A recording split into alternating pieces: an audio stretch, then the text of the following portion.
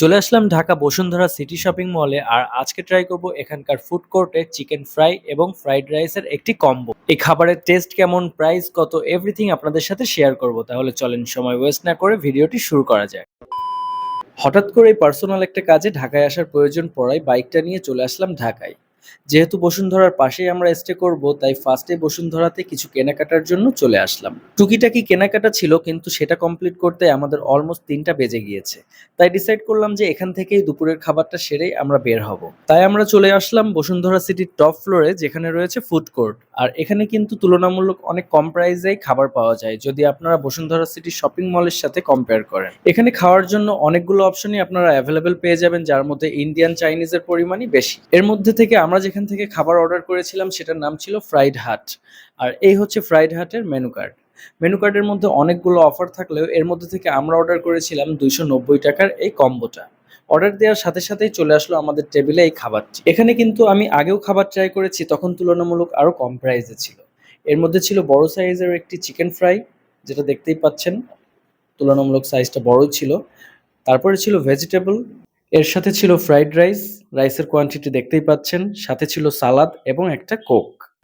So ফার্স্টে আমি একটু রাইসটা ট্রাই করে দেখবো, যেহেতু আগে ট্রাই করেছি তখন টেস্টটা ভালো ছিল। বাট অনেক ধরনের অনেক জায়গায় খাবার ট্রাই করার পরে অ্যাকচুয়ালি আমি এখানকার টেস্টটা এক প্রকার ভুলে গেছি বললেই চলে, কারণ ঢাকায় গিয়েছিলাম অলমোস্ট 2 বছর আগে, মানে যখন এই খাবারটা ট্রাই করেছি।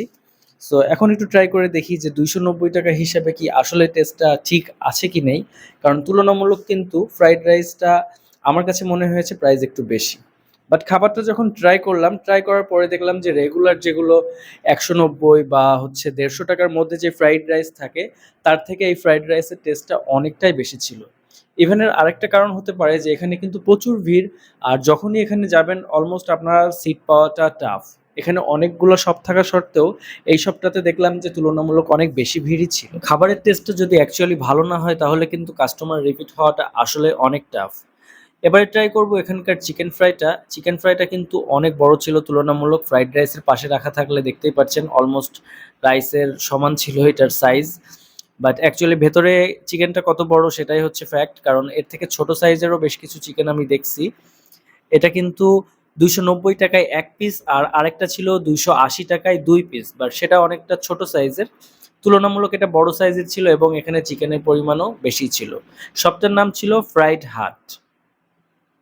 আর এটার লোকেশন কিন্তু বসুন্ধরা সিটি শপিং মলের একদম টপ ফ্লোরে। এখানে ফুড কোর্ট অনেকগুলো রয়েছে, আপনারা নিজেদের পছন্দ মতো খাবার এখান থেকে ডিসাইড করে সিলেক্ট করে ট্রাই করতে পারেন। আমরা 2 জন ছিলাম, যার কারণে সেম খাবারটা অর্ডার করেছিলাম।